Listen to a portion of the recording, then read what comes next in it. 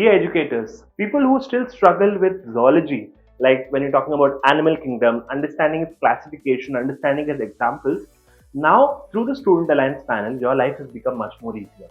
Just go to My ViewBoard, just go to Olabs, and there just click on biology. Now in biology, you can directly search for the external features of animals. Double click on this. Now we know that remembering names becomes difficult because we have to memorize it. So to solve that problem, we have the simulation where you can just drag and drop. For example, here you see a prawn and also you see a bee. Just drag and drop this here and click on next.